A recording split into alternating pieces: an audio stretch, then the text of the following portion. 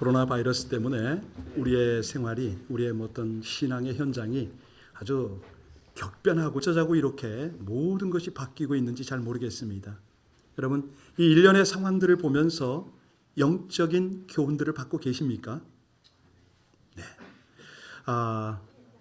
지금 한국 국적의 여권을 제한하는 나라가 이미 90개국이 넘었다고 그러지 않습니까? 동남아는 물론이고 심지어는 아프리카 지역 여러 곳곳에서 한국인들을 홀대하고 있습니다. 막 그냥 감금에 가까울 정도로 그렇게 취급을 당한다고 소식을 듣고 있습니다. 미국행 비행기가 한번 탑승하려면 3차례 이상의 그 체온 체크를 한다면서요. 교인 숫자가 수천, 수만인 교회가 텅텅 비어가고 있다고 그러지 않습니까? 이런 일련의 상황들을 보면서 어떤 느낌을 가지세요? 사실 우리가 하나님께서 새 날을 또 열어주시면 우리는 거침없이 하루 일과를 시작을 하지 않습니까?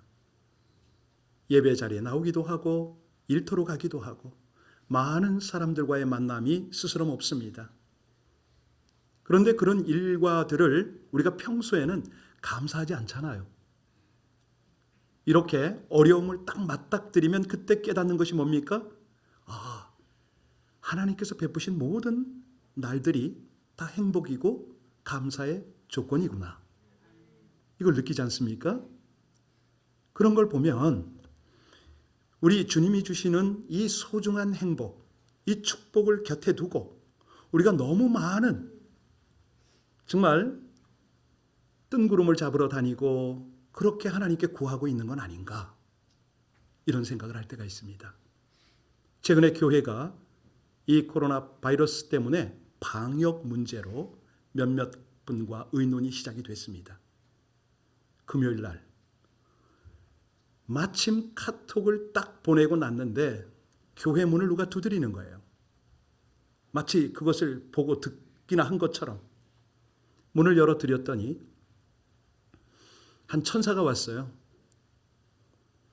제법 큰 손 세정제 한 통을 딱 들고 서 계신 거예요. 이거 갖다 드리러 왔다고. 그런데 이분이 우리 교인이 아닙니다. 여기에서 우리 교회에서 상담 세미나도 하셨고 요즘은 개별적으로 상담을 해주시는 최은희 권사님이셨어요. 세정제가 굉장히 사기가 힘들다면서요. 제법 큰 통이 한 통에 50불 남짓 하는데 몇 통을 갖다 놨더니 순식간에 팔리더랍니다. 지금은 100불을 줘도 사기가 어려울 겁니다 하면서 2통 남았을 때 한 통은 자기 교회, 한 통은 우리 교회를 떠올리고 가져왔습니다. 그 얘기를 하시더라고요.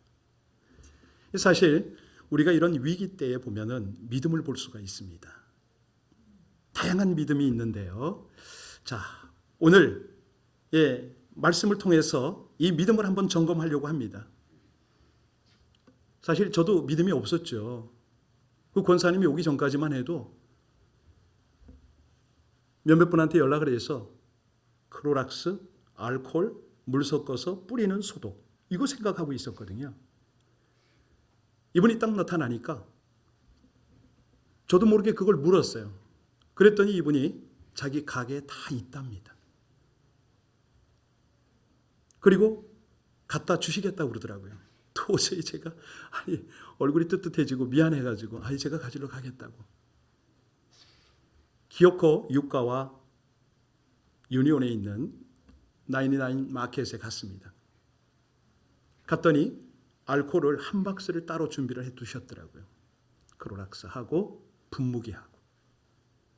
돈을 치르려고 하는데 안 받으시는 거예요. 이게 어찌할 수가 없더라고요. 정말 죄송스럽고 고마운 마음으로 받아가지고 왔습니다.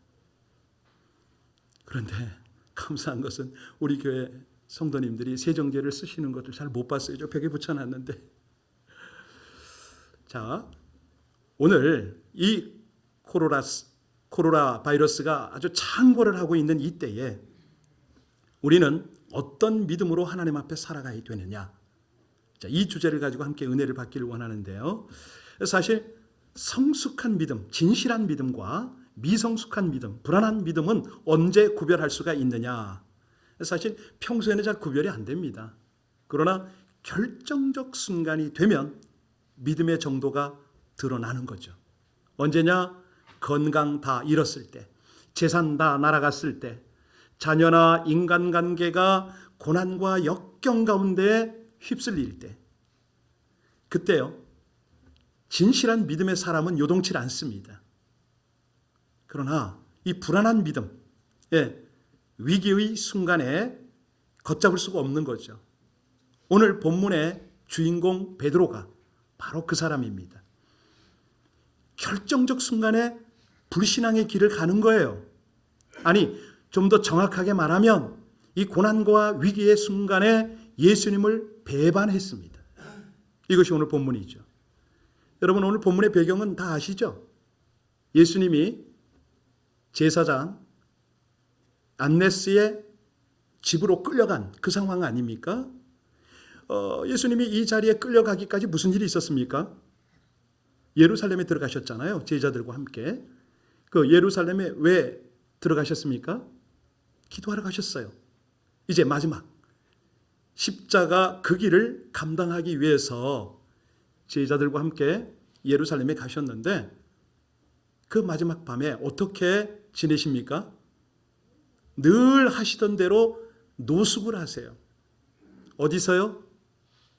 예루살렘 산에서요. 제자들과 함께 항상 가시면 노숙하던 그곳에 가셨어요. 상황은 가롯 유다가 유대 종교 지도자들에게 예수를 넘겨서 로마 군대와 함께 잡으러 오는 상황이지 않습니까? 어지간하면 예수님이 유다가 아는 그곳이 아니라, 늘 가던 곳이 아니라 얼마든지 다른 곳에 가서 노숙을 할 수도 있고 기도도 할 수 있을 겁니다. 그런데 우리 주님은 가롯 유다가 군대들을 데리고 와서 잘 찾을 수 있는 그곳으로 가신 거 아닙니까? 왜 그랬죠? 우리의 생각 같으면 모든 주도권을 가지고 계신 주님의 방법대로 한번 좀 연출을 하셨으면 참 좋겠는데, 우리 주님은 이런 악조건, 정말 곤란한 상황 중에도 그 자리를 찾아가셨어요.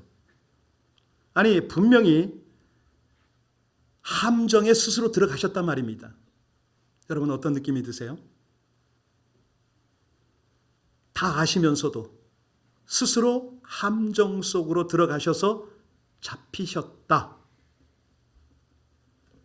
우리가 사실은 겉으로 이렇게 살피면은, 말씀을 보고 묵상을 하면 유대 종교 지도자들이나 로마 군병들이 주도권을 가지고 있는 것처럼 보이잖아요. 아니, 그 배후에서 역사하는 사단이 주도권을 가지고 있는 것처럼 그렇게 느껴지잖아요.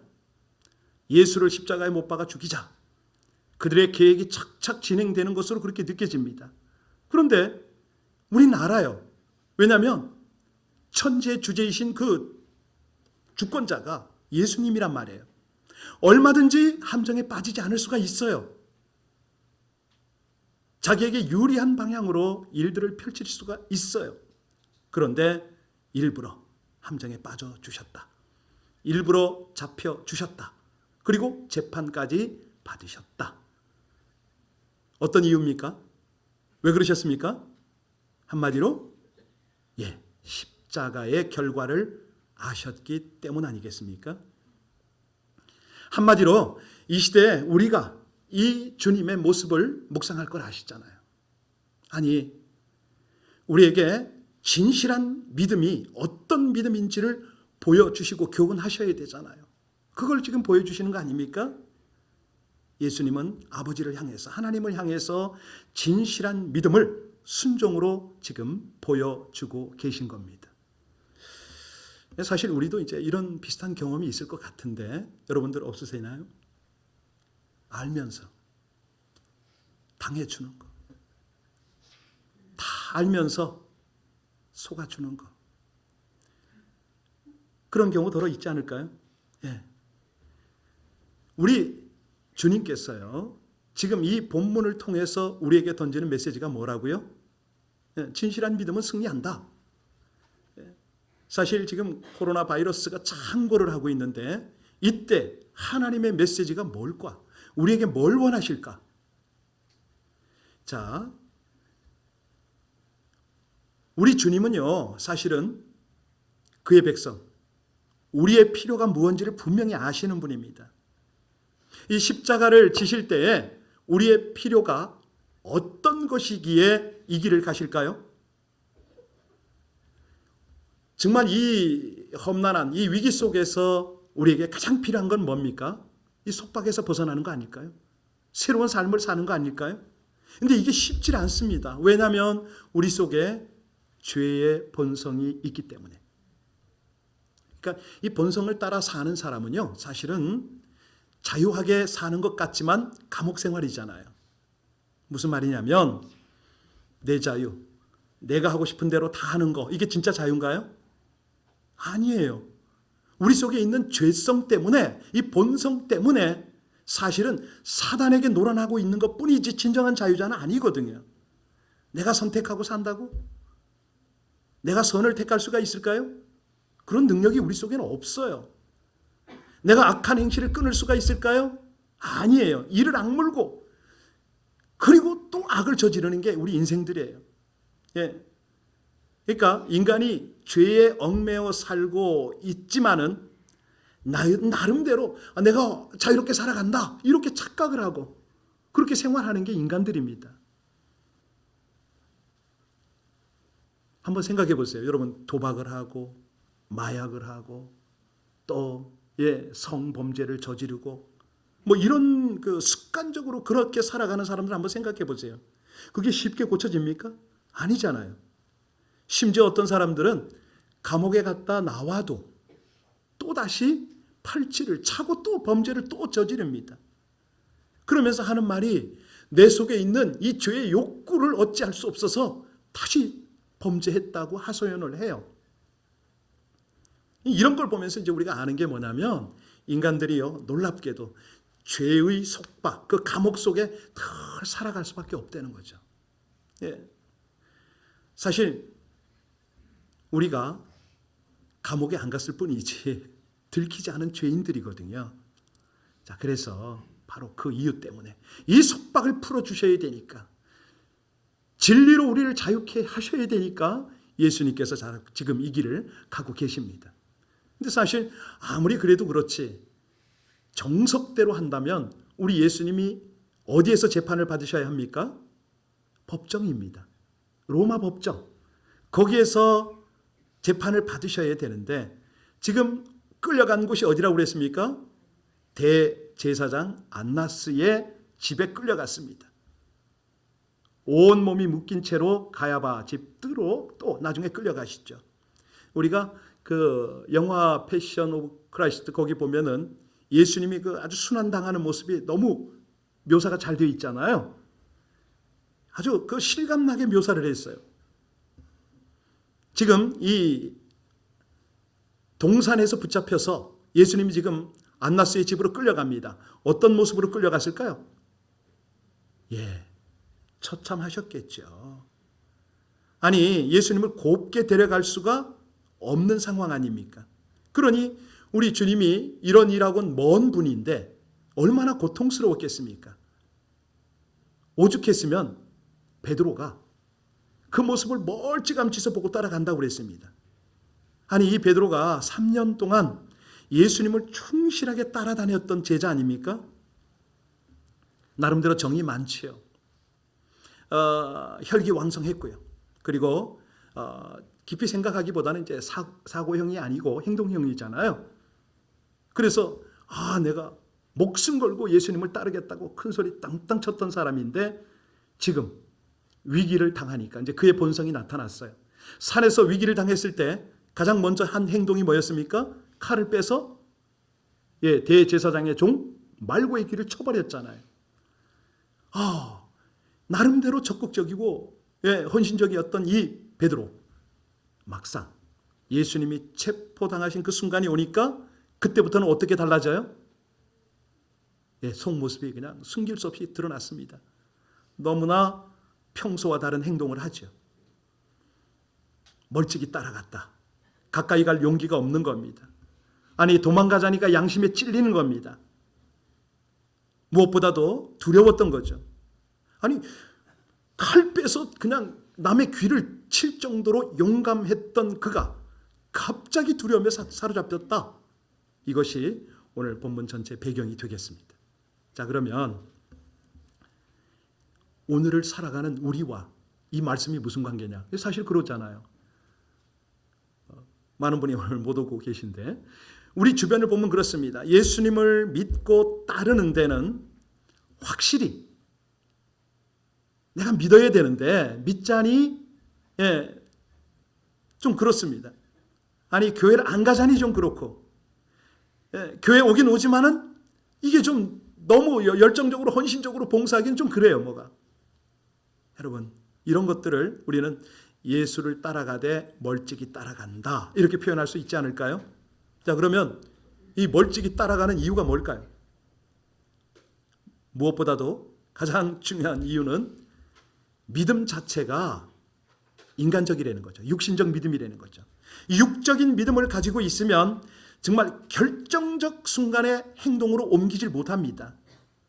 이성이나 경험에 근거한 믿음은 뭐냐면 한두 번은 그냥 할 수가 있어요. 나름대로 신앙생활을 하는데 정작 고난이 오면 그때는 피해버립니다. 눈이 오나 비가 오나 정말 누가 뭐라고 해도 끊임없이 한결같이 충성하는 사람들은 너무 보기 좋잖아요. 우리 주님께서도 얼마나 기뻐하실 것 같지 않습니까? 그런데 칭찬받기 좋아하고 분위기 타고 이런 어떤 기복적 신앙을 보면 너무너무 안타깝죠. 자, 멀찍이 따라가는 또 이유가 있습니다. 왜 주님과 거리를 적당히 두느냐? 사실은 제일 중요한 것이 기도가 없어서 그렇습니다. 정말 우리 예수님께서 이제 제자들과 함께 마지막 겟세마네 동산에 갔을 때 어떤 기도를 하십니까? 예수님이 그러시잖아요. 히브리서에 잘 묘사가 되어 있는데 히브리서 5장 7절에 보면 그는 육체에 계실 때에 자기를 죽음에서 능히 구원하실 이에게 심한 통곡과 눈물로 간구와 소원을 올렸고 그의 경외하심으로 인하여 들으셨습니다. 이런 말씀이 있는데 쉽게 표현하면 땀이 피가 되도록 그렇게 간절하게 기도하신 분이 우리 주님 아니세요? 그런데 그 기도를 하시면서 제자들에게 부탁했던 게 뭡니까? 기도하라고. 날 위해서 기도 좀 해달라고. 그런데 돌아보시면 그들은 자고 있어요. 두 번째 가서 다시 한번 부탁을 해도 또 자요. 세 번이나 기도하라고 깨웠지만 제자들은 계속 잠을 잤습니다. 우리에게도 똑같은 부탁을 하시는데요. 항상 깨어서 기도하라. 왜요? 시험에 들지 않도록, 흔들리지 않도록, 진실한 믿음을 가지도록. 여러분, 기도를 많이 하면, 기도를 우리가 이제 열심히 한다고 말이죠. 그러면 죽은 사람이 살아납니까? 문제가 다 해결됩니까? 병이 다 낫습니까? 만사 형통합니까? 아니요. 어떤 때는 더 상황이 악화될 때가 있습니다. 기도한다고 다 해결되는 거 절대 아닙니다. 그런데 분명한 것 하나 있습니다. 뭐냐면 기도를 하면 할수록 우리의 믿음이 진실해지고 견고해짐을 믿으시기 바랍니다. 어떤 상황이 와도요 흔들질 않습니다. 왜냐하면 이 기도 자체가 어떤 고난이 와도 능히 이겨낼 수 있는 능력이 되기 때문에 그렇습니다. 하나님이 그걸 주시는 거예요. 기도가 모든 문제를 해결하는 것이 아니라 문제와 싸워 이길 수 있는, 문제를 뛰어넘을 수 있는 영적 능력이 함께하는 통로임을 믿으시기 바랍니다. 자, 이제 본문을 본격적으로 좀 살필 텐데요. 자, 베드로가 로마 군인들과 유대인들의 하속들이 예수님을 잡으러 왔을 때에 칼을 뺐다고 그랬죠? 휘둘렀다고 그랬습니다. 말고의 귀를 자르는 충동적 행동을 했다고 그랬습니다. 그때 예수님이 귀를 붙여주시잖아요. 그리고 뭐라고 그러셨죠? 베드로야, 칼을 칼집에 넣어라. 아니, 그로서는 아주 멋져 보이는 충동적 행동을 했지만은, 그럴듯해 보였지만은 이 최악의 결과를 낳는 것을 주님이 교훈을 하세요. 그래서 주님이 지금 기대하시는 건 뭐냐면 이 베드로를 진실한 믿음의 반열에 세우는 겁니다.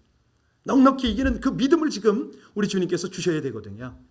자, 15절과 16절 본문을 봉독하겠습니다. 시몬 베드로와 또 다른 제자 한 사람이 예수를 따르니 이 제자는 대제사장들과 아는 사람이라. 예수와 함께 대제사장의 집 뜰에 들어가고 베드로는 문 밖에 서 있는지라. 대제사장을 아는 그 다른 제자가 나가서 문 지키는 여자에게 말하여 베드로를, 지금 두 제자가 따랐지 않습니까? 하나는 베드로고 또 다른 제자는 이름이 나타나질 않았습니다. 비추어서 우리가 짐작은 할 수 있지만 여하튼간에 다른 제자 한 사람은 대제사장과 안다. 그래서 그 종들과도 면식이 있었겠죠. 들어갔습니다. 대제사장이 집들에 들어갔는데 베드로는 문턱을 넘어가지 못합니다. 문이 그렇게 높습니까? 아니잖아요. 왜 못 넘습니까? 할 수 없이 먼저 들어갔던 제자가 도로 나와서 베드로를 데리고 들어갔다. 여러분, 평소에 아무리 용감하면 뭐합니까? 아무리 큰 소리 치면 뭐합니까? 위기 때에 문턱 하나도 넘지 못하는 이 믿음, 이거 지금 우리가 발견해야 됩니다. 자, 이제 17절 18절 같이 봉독할까요? 같이 읽습니다. 문 지키는 여종이 베드로에게 말하되 너도 이 사람의 제자 중 하나가 아니냐 하니 그가 말하되 나는 아니라 하고 그때가 추운 고로 종과 아랫사람들이 불을 피우고 서서 쬐니 베드로도 함께 서서 쬐더라. 지금 그 여종이 연약한 여종이죠. 베드로를 보고 예수의 제자 중 하나가 아니냐? 그랬더니 베드로가 첫 번째로 이 자리에서 부인을 합니다. 여러분, 겁먹으면 이렇게 되는 거 아닙니까? 상대방이 크게 보여요.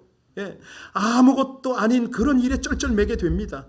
여기 지금 베드로는 여정이 두려운 거예요. 자신의 신앙을 숨깁니다. 신앙 고백마저도 바꾸는 그런 지경에 이르렀습니다. 이게 뭐냐면요,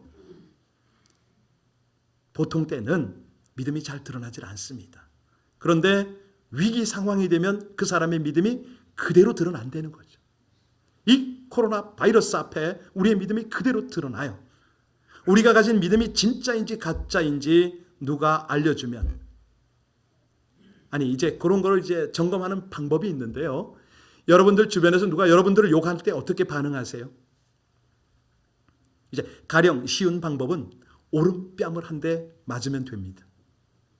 그때 왼뺨을 돌려댈 자신이 있으세요? 우리 주님 말씀하시잖아요. 겉옷을 달라고 하면 뭐를 줘라? 오리를 가자고 하면 심리까지 함께 가라. 그런데 이건 둘째치고 지금 베드로가 육신적 믿음을 드러내고 말았습니다. 자타가 공인하는 수제자였지만 기도하지 않고 잠만 잤기 때문에 이 십자가를 감당할 만한 믿음이 준비되지 않은 거예요. 여러분, 이게 남의 일이 아닙니다. 우리가 비슷한 상황에 갈 수가 있잖아요. 어쩌면 건강을 잃을 수도 있습니다. 하루아침에. 어쩌면 직장에서 하루아침에 내몰릴 수도 있습니다. 어쩌면 피땀 흘려 그렇게 아끼고 모은 재물이 하루아침에 다 사라질 수도 있고요. 그렇게 어렵게 페이먼을 하고 있는 차나 집이나 이런 것들이 그냥 무너질 때가 있을 수가 있어요. 자, 이렇게 갑자기 위기, 두려운 상황이 현실이 되면 과연 우리는 어떻게 합니까? 어떻게 반응하시겠습니까? 오늘 본문을 보면 이 대제사장 안나스 앞에 예수님을 신문하는데 우리 예수님이요, 제자들뿐만 아니라 오늘 우리에게 가르치는 내용이 있습니다. 19절로 21절 같이 봉독합니다. 19절로 21절이요. 대제사장이 예수에게 그의 제자들과 그의 교훈에 대하여 물으니 예수께서 대답하시되 내가 드러내놓고 세상에 말하였노라. 모든 유대인들이 모이는 회당과 성전에서 항상 가르쳤고 은밀하게는 아무것도 말하지 아니하였거늘. 21절까지요. 어찌하여 내게 묻느냐? 내가 무슨 말을 하였는지 들은 자들에게 물어보라. 그들이 내가 하던 말을 어떤 모습이 보입니까? 너무 당당하시지 않으세요? 자유롭지 않으세요? 누가 뭐라고 해도 어떤 상황이 닥쳐도 우리 주님은 전혀 요동함이 없습니다. 어떻게 이럴 수가 있죠? 하나님의 아들이라서요? 하나님의 아들이라도 육신을 입으셨잖아요. 그래서 예수님이 겟세마네 기도로 하나님과 아버지와 충분히 소통이 필요했던 겁니다. 그렇게 기도하셨던 거예요. 모든 준비를 끝냈기 때문에, 완벽하게 준비하셨기 때문에 이 질문 앞에서도 아주 당당하십니다. 내가 은밀하게 가르친 것 하나도 없다. 그 내용을 알고 싶으면 그때 들었던 사람들을 다 데려다가 물어보라. 우리 예수님이요, 이렇게 정직하게 말해도 세상의 권력자는 어떻습니까? 그런 것들을 싫어해요. 왜 싫어합니까? 세상 권력자들이 원하는 거는요, 약자니까, 내가 너를 주관하니까 너는 손 싹싹 빌어, 머리 숙여. 이런 거를 세상 권력자들은 원하지 않습니까? 자, 그 모습이 22절에 나타납니다. 같이 읽습니다. 이 말씀을 하심에 곁에 섰던 아랫사람 하나가 손으로 예수를 쳐 이르되 내가 대제사장에게 이같이, 여러분, 바로 이겁니다.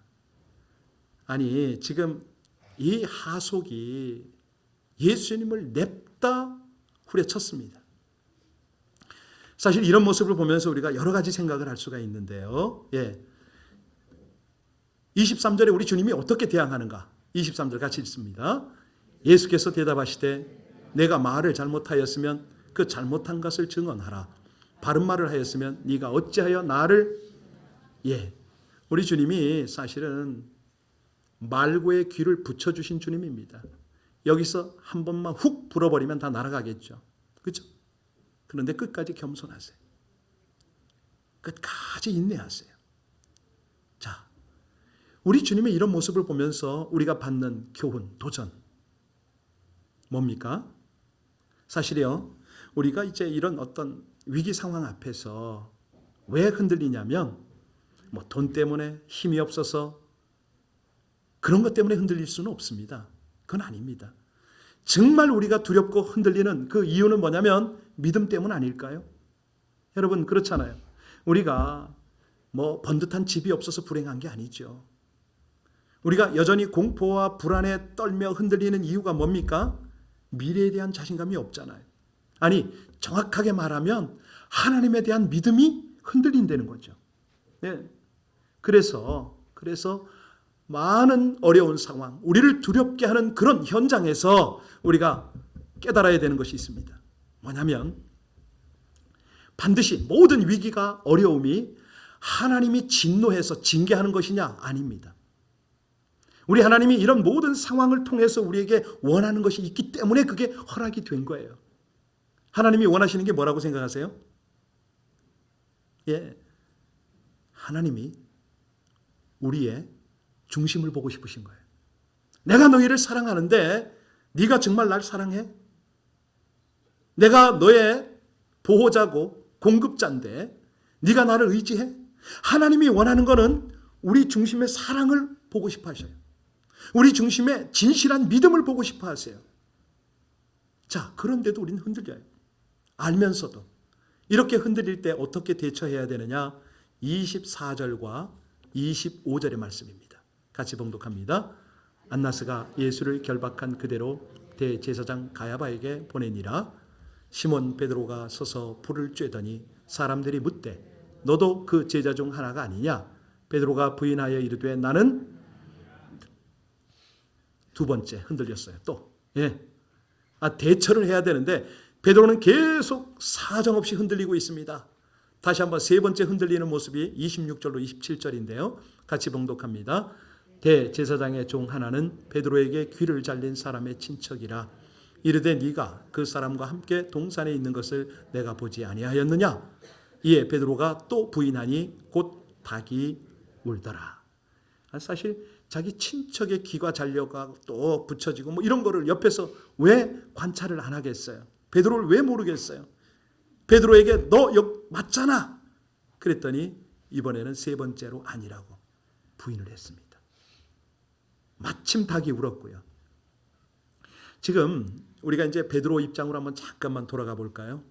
베드로가 얼마나 장담을 했습니까? 그런데 막상 위기를 만나니까 너무 불안합니다. 두렵습니다. 본문처럼 세 번씩이나 주님을 부인했습니다. 자, 그러면 이 베드로의 마음이 지금 어떨까요? 심히 부끄럽고 괴로웠겠죠.